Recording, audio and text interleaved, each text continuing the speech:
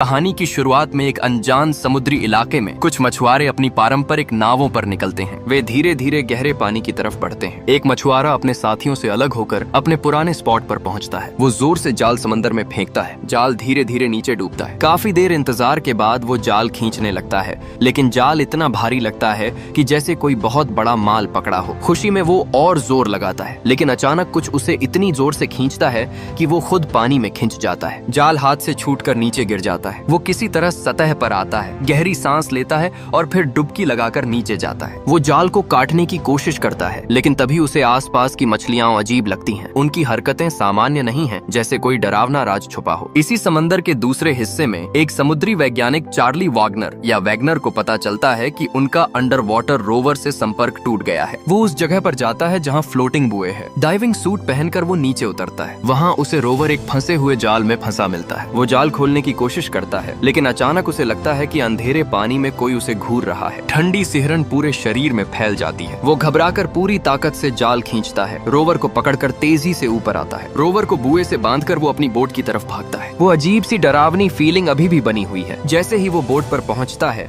वो एहसास गायब हो जाता है। दूसरी तरफ बीच पर एक मरी हुई ऑर्का व्हेल मिलती है। उसका पूरा शरीर अजीब घावों से भरा है। लियोन, जो समंदर के किनारे बड़ा हुआ है, देखता है कि मौत ज्यादा पुरानी नहीं है, मुश्किल से 3-4 घंटे। वो शक करता है कि आसपास के मछुआरों ने किया होगा। वो अपने साथी के साथ डॉक पर जाता है पूछताछ करने। एक पुराने मछुआरे से बात होती है। वो चुप रहता है, फिर दोनों को अपनी बोट के पास ले जाता है। बोट का पूरा शरीर क्षत विक्षत है, जैसे किसी ने जोर जोर से टक्कर मारी हो। मछुआरा बताता है कि सुबह एक ऑर्का ने उनकी बोट पर हमला किया। वो बार बार दीवार से टकराती रही, जैसे पागल हो गई हो। बचाव में मछुआरों को हुक और चाकू से लड़ना पड़ा। शायद वही व्हेल बीच पर मरी पड़ी है। लियोन समझता है कि सेल्फ डिफेंस था, लेकिन सवाल वही रहता है, आखिर ये शांत माने जाने वाले ऑर्का अचानक इंसानों पर क्यों हमला करने लगे। चार्ली अपने बॉयफ्रेंड के साथ उसी इलाके में वापस आता है। वो रिपेयर किया हुआ रोवर दोबारा पानी में डालते हैं। लौटने से पहले वो देखता है कि पानी पर कुछ अजीब चीजें तैर रही हैं। वो एक को उठाता है और लाइटर से जलाता है। वो चीज जलती रहती है। वो बताता है कि ये फायर आइस है, मीथेन गैस जो समंदर की तह में जम जाती है, लेकिन ये तो नीचे रहती है, ऊपर क्यों आ रही है। और वो जगह देखते हैं तो चारों तरफ ऐसी चीजें तैर रही हैं। चार्ली जल्दी से वीडियो बना लेता है। इधर लियोन वजह जानने के लिए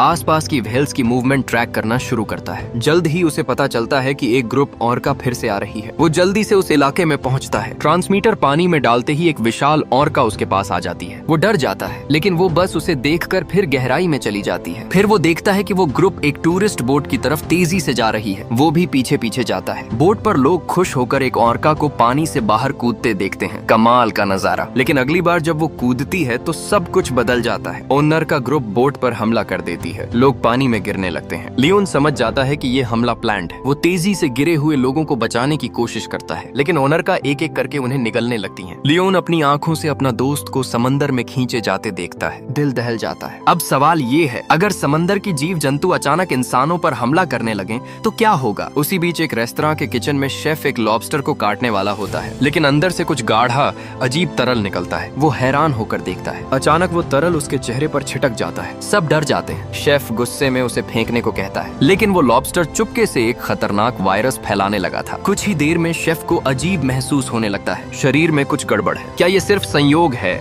या समंदर से कोई बड़ा खतरा इंसानों की तरफ बढ़ रहा है। कहानी अभी शुरू हुई है और सस्पेंस हर पल बढ़ता जा रहा है। एक थके हारे शख्स को लगा कि बाहर जाकर थोड़ी ताजी हवा ले ली जाए, लेकिन बाहर कदम रखते ही बस कुछ मिनट बीते होंगे कि वो अचानक जमीन पर गिर पड़ा और उसकी सांसें हमेशा के लिए रुक गईं। उसी वक्त बर्तन साफ करने वाला कर्मचारी भी अजीब बेचैनी महसूस करने लगा। उसके हाथ कांप रहे थे। साफ सुथरे प्लेट्स बार बार गिरकर चूर चूर हो रहे थे। सहायक रसोइया को तेजी से अस्पताल ले जाया गया, लेकिन डॉक्टरों ने सोचा ये तो बस साधारण बुखार और पेट की तकलीफ है। पर समुद्री जीवों की माहिर डॉक्टर अन्ना को शक हो गया। उन्होंने सोचा ये कोई मामूली बीमारी नहीं लगती। वो खुद रेस्टोरेंट पहुंची और लोगों से पूछताछ की। सबने एक ही बात बताई, सबने उसी एक लॉबस्टर को छुआ था और वो सफाई वाला कई दिन से काम पर ही नहीं आया था। अन्ना ने तुरंत उसके घर का पता लगाया। दरवाजा खोला तो दिल बैठ गया। वो पहले ही मर चुका था। फर्श पर लाश पड़ी हुई थी। अस्पताल में सहायक रसोइया भी लड़ते लड़ते दम तोड़ चुका था। मौतें एक के बाद एक हो रही थीं, जैसे कोई भयानक तूफान आने का इशारा दे रहा हो। दूसरी तरफ नॉर्वे के समुद्र में एक तेल खोजने वाला बड़ा जहाज खड़ा था। वहाँ के स्टाफ को समुद्र तल पर हैरान करने वाला नजारा दिखा। अज्ञात समुद्री कीड़े जमी हुई मीथेन गैस यानी फायर आइस को चबा रहे थे। कंपनी वहाँ ड्रिलिंग करने वाली थी,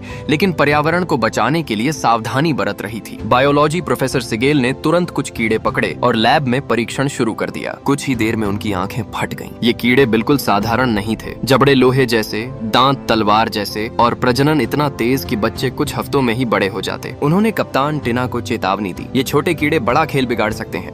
लेकिन कंपनी के बड़े अधिकारी हंस दिए, अरे एक कीड़ा क्या कर लेगा। किम सिगेल ने नियम याद दिलाए कि इकोसिस्टम बिगड़ा तो काम बंद करना पड़ेगा। टिना ने भी समझाया कि अगर फायर आइस टूटा तो भारी मीथेन गैस निकलेगी जो आसमान को बर्बाद कर देगी और ग्लोबल वार्मिंग को और भड़का देगी। आखिरकार बड़े अधिकारी खुद देखने चले गए। सच्चाई जानने के लिए छोटा प्रोब समुद्र में उतारा और थोड़ी सी फायर आइस ड्रिल करने लगे। अचानक पूरा जहाज भयानक तरीके से हिलने लगा, जैसे पूरा समुद्र तल फटने वाला हो। लकीली झटका जल्दी थम गया। बाद में प्रोफेसर लेमैन से मिले। लेमैन ने गंभीर स्वर में कहा, अगर तुम्हारा जहाज थोड़ा छोटा होता तो पूरा क्रू समुद्र की गोद में चला जाता। फिर कीड़ों का रिपोर्ट दिखाया और बोले, ये सिर्फ खा नहीं रहे, लगता है कोई अज्ञात ताकत इन्हें कंट्रोल कर रही है। मरने के बाद भी बैक्टीरिया उसी तरह काम करते रहते हैं। उसी वक्त एक छोटी रिसर्च बोर्ड पर एक महिला अपने दोस्त वागनर से वीडियो कॉल पर बात कर रही थी। अचानक कनेक्शन कट गया और स्क्रीन पर अजीब सिग्नल आने लगे। समुद्री जीव नीचे से गैस के बुलबुले छोड़कर जहाजों को डुबो रहे थे। शहरों में अजीब और गरीब जेलीफिश दिखने लगी जो पानी के स्रोतों को जहर बना रही थी। लॉबस्टर और मछलियां खुद को इंसानों के हाथों पकड़वा रही थीं, लेकिन पकड़ते ही एक अनजान वायरस छोड़ देती। वो वायरस इंसानों में आग की तरह फैल रहा था। एक रेस्टोरेंट में तो सिर्फ एक डिश खाने से पूरा स्टाफ खत्म हो गया। अस्पतालों में मरीजों की लाइनें लग गईं, लेकिन कोई समझ नहीं पा रहा था कि ये वायरस आखिर है क्या। एक और बैक्टीरिया खून में घुसते ही अपनी ताकत दोगुनी कर लेता। पूरी दुनिया में समुद्र से जुड़ी भयानक घटनाएं एक साथ शुरू हो गईं। समुद्र अब शांत नहीं बल्कि खून का खेल खेल रहा था। समुद्री सुरक्षा अधिकारी लियोन इस राज को सुलझाने में जुटे थे। एक मरी हुई ऑर्का व्हेल का पोस्टमार्टम किया तो दिमाग में अजीब पैरासाइट मिले। व्हेलों की यात्रा के रूट देखे तो समझ आया कोई इन्हें कंट्रोल कर रहा है। सच जानने के लिए लियोन हम्पबैक व्हेल्स के झुंड के बीच पानी में उतर गए। डर को पीछे छोड़कर एक व्हेल पर ट्रैकर चिपका दिया, लेकिन अगले ही पल सारी व्हेलें एक साथ जाग गईं और हमला बोल दिया। लियोन बाल बाल बचे, जहाज पर चढ़े और जैसे ही दूर हुए एक विशाल व्हेल ठीक उसी जगह टकराई जहां वो अभी थे। इधर प्रोफेसर सिगेल जापान के मशहूर 3 जहाज कंसोर्टियम से संपर्क किया, क्योंकि ये रहस्यमयी कीड़े सबसे पहले वहीं मिले थे। जब संस्थापक को सिगेल की पूरी रिपोर्ट दिखाई गई तो उनकी आंखें चौड़ी हो गईं। नॉर्वे समुद्र के कीड़े भी बिल्कुल उसी तरह के थे। पिछले कई जहाजों के अचानक डूबने वाले हादसों को देखते हुए 3 शिप्स ग्रुप के मालिक सैन चुआन एडू को शक हो गया कि ये कोई संयोग नहीं है। उन्होंने तुरंत अपने लोगों को पूरी जांच शुरू करने का आदेश दिया और सिगेल के साथ जानकारी साझा की। बस कुछ घंटों में सिगेल को 3 शिप्स कंसोर्टियम का मैसेज मिल गया। ये अजीब कीड़े अब कई देशों में फैल चुके थे और वो भी उन इलाकों में जहां खनिज निकालने का सबसे बड़ा काम चल रहा था। उसी शाम प्रोफेसर लेहमान ने खुशखबरी दी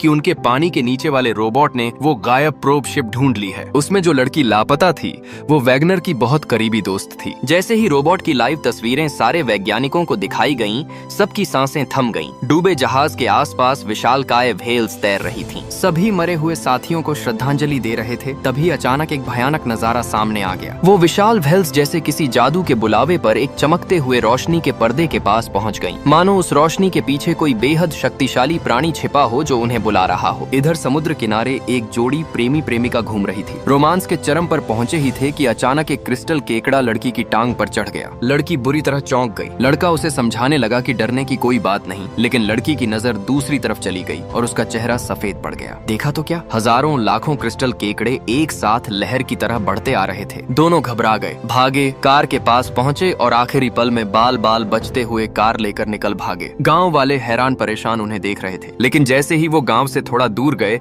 लड़के ने अचानक ब्रेक मार दी और दोनों बाहर फेंक दिए गए। कारण, गहरे समुद्र से आए ये क्रिस्टल केकड़े पूरे गांव को घेर चुके थे। जब से समुद्र तल पर वो अनजान चमकती रोशनी दिखाई दी, सी पुलिस अधिकारी लियोन और सारे रिसर्चर यकीन कर चुके थे कि हाल के सारे हमले इसी से जुड़े हैं। लेकिन सवाल ये था, ऐसा कौन सा जीव है जो लगातार रोशनी देता है और अजीब सी आवाजें निकालकर दूसरों को अपनी तरफ खींचता है? दाढ़ी वाले पुलिस वाले ने कहा, सरकारी गुप्त प्रयोग होगा। लेकिन लियोन ने सिर हिलाया। कौन सा प्रयोग व्हेल्स को इंसानों पर हमला करने के लिए कंट्रोल कर सकता है? इधर मेडिकल एक्सपर्ट अन्ना और उनकी टीम सरकारी अफसरों को रिपोर्ट दे रही थी। लॉबस्टर और फैल रहे बैक्टीरिया पर गहन अध्ययन के बाद पता चला ये एक खतरनाक म्यूटेटेड बैक्टीरिया है। ये मुख्य रूप से पानी और दूषित खाने से फैलता है। अभी तक कोई दवा इसे रोक नहीं सकती। अन्ना ने सख्त सलाह दी, तटीय मछली पकड़ना तुरंत बंद करो, समुद्र में नहाने और बिना उबाले पानी पीने पर पूरी तरह पाबंदी लगा दो। लेकिन ऊंचे अधिकारी चिल्लाए, इससे तो तटीय अर्थव्यवस्था पूरी तरह तबाह हो जाएगी। अन्ना ने जवाब दिया, अगर ये बैक्टीरिया पानी को और दूषित करता रहा तो नुकसान उससे भी 100 गुना ज्यादा होगा। दोनों तरफ बहस तेज हो गई। बाद में अन्ना ने अपनी बेटी को फोन किया और चेतावनी दी, बेटा अभी नहाना मत और पानी जरूर उबाल कर पीना।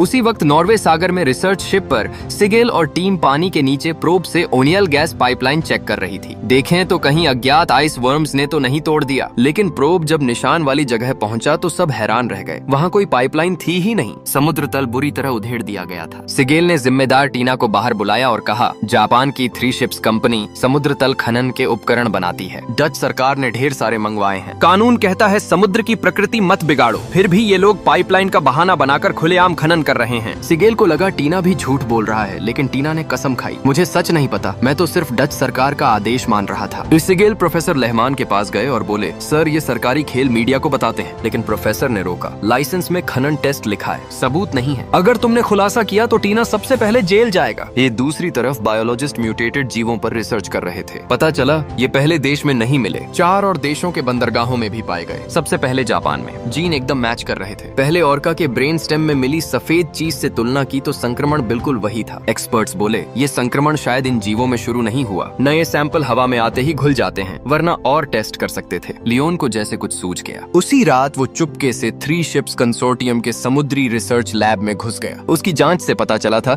कि पहले म्यूटेटेड जीव टोक्यो से खरीदे गए थे। उसे यकीन था कि यहाँ सैंपल मिल जाएंगे, लेकिन जैसे ही अंदर घुसा सिक्योरिटी ने देख लिया। भागा, छिपा, लेकिन गार्ड डॉग ने सूंघ लिया। लियोन पकड़ा गया और ऑफिस में बंद कर दिया गया। थोड़ी देर बाद एक दाढ़ी वाला बुजुर्ग आया और बोला, बॉस तुमसे बात करना चाहते हैं। फिर 3 शिप्स के रीजनल हेड जो टेंग ने वीडियो कॉल की। लियोन का मकसद सुनकर जो टेंग ने डील रखी, सारे बंदरगाहों की लिस्ट दो जहां ये जीव मिले और अपनी पूरी जांच की जानकारी दो। बदले में हम तुम्हें ढेर सारे सैंपल देंगे, वरना यहीं बंद रहोगे। लियोन को मजबूरन हाँ कहनी पड़ी। आखिरकार वो ढेर सारे सैंपल लेकर निकला, लेकिन 3 शिप्स के फाउंडर सैन चुआन एडू को भी वो जानकारी मिल गई जो वो चाहते थे। ये म्यूटेटेड कीड़े और जीव अब उनकी शिपिंग लाइंस को सीधा खतरा बन चुके थे। इधर लाइट हाउस पर वैगनर अपने दोस्त का आखिरी वीडियो देखते हुए चुपचाप रो रहा था। तभी अचानक वैगनर लाइट हाउस पर बैठा अपने दोस्त का वो आखिरी वीडियो बार बार चला रहा था। कुछ तो गड़बड़ लग रही थी। जब उसने ध्यान से देखा तो उसकी आंखें फट गईं। जहाज डूबते वक्त खिड़की के बाहर ठीक वही रहस्यमयी चमकती रोशनी दिख रही थी जो समुद्र तल पर पहले दिखी थी। इधर अन्ना को पता चला कि क्रिस्टल केकड़ों ने जिस गांव पर हमला किया था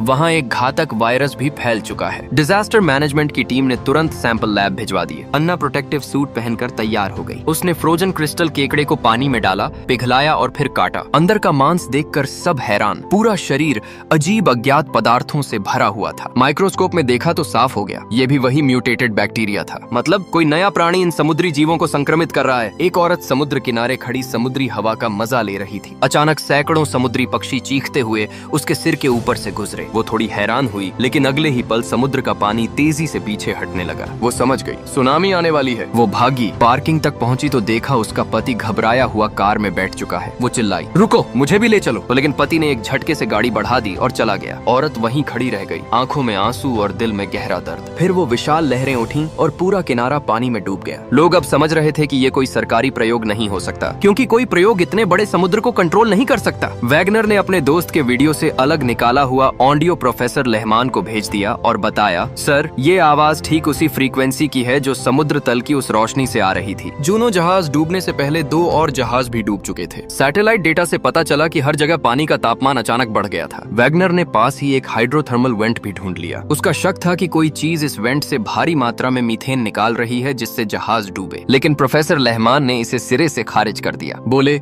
वेंट अभी सुप्तावस्था में है, इतना मीथेन इतनी दूर तक पहुंचाना पृथ्वी पर किसी के बस की बात नहीं। और वो रहस्यमयी रोशनी की आवाज बिल्कुल वही जो वैगनर ने बताया था। सिगेल सीधे वैगनर के पास पहुंचा और बोला, चलो तुम्हारे बताए वेंट के पास मॉनिटरिंग डिवाइस लगा देते हैं। लेकिन जैसे ही डिवाइस लगाई गई अचानक एक भयानक सुनामी आ गई। दूसरी तरफ अन्ना ने इमरजेंसी प्रेस कॉन्फ्रेंस बुलाई। बोली, लॉबस्टर, क्रिस्टल केकड़े, जेलीफिश, जहाँ जहाँ ये जीव दिखे वहाँ पानी में भयंकर प्रदूषण फैल गया है। बैक्टीरिया अब ज्यादातर पानी के स्रोतों तक पहुँच चुका है। सबसे पहले जापान में शुरू हुआ था, अब कई देशों में फैल रहा है। मुझे लगता है गहरे समुद्र में कोई नया प्राणी पैदा हो चुका है जो दूसरों को संक्रमित करता है और फिर इंसानों तक पहुंच जाता है। डेटा कह रहा है अब वक्त बहुत कम रह गया है। सिगेल ने तुरंत रहमान को फोन किया और सारी घटनाओं को एक साथ जोड़कर बताया। शाम को अन्ना के साथ वीडियो कॉल पर चर्चा हुई। सिगेल ने उन्हें रिसर्च इंस्टीट्यूट आने का न्योता दिया। अगली सुबह सारे इन्वेस्टिगेटर्स एक जगह इकट्ठा हो गए। सिगेल ने सबको संबोधित किया, दोस्तों, समुद्री जीवों का व्यवहार अब बायोलॉजी की किताबों से बाहर है। सुनामी जैसी आपदाएं भी सामान्य नहीं। बैक्टीरिया और वायरस का हमला, ये सब एक साथ हो रहा है। मुझे पूरा यकीन है कि समुद्र के अंदर कोई चीज या कोई जीव इंसानों के खिलाफ समुद्र को हथियार बना रहा है। शायद कोई अत्यधिक बुद्धिमान प्राणी जो गहरे समुद्र में छिपा है। सब हैरान थे। लेहमान प्रोफेसर अभी भी मानने को तैयार नहीं थे, लेकिन उन्होंने चेतावनी दी, अगर जाना ही है तो बेहद सावधानी से। टीम ने फैसला कर लिया कि गहरे समुद्र में जाकर सच पता करना है, लेकिन इसके लिए पैसा और संसाधन चाहिए थे। सरकारी अधिकारी हंस दिए, ये तो बकवास है, छोटी छोटी बात को बड़ा बना रहे हो, और प्रस्ताव ठुकरा दिया। तभी 3 शिप्स के फाउंडर सैन चुआन एडू खुद सिगेल से मिलने पहुंचे। बोले,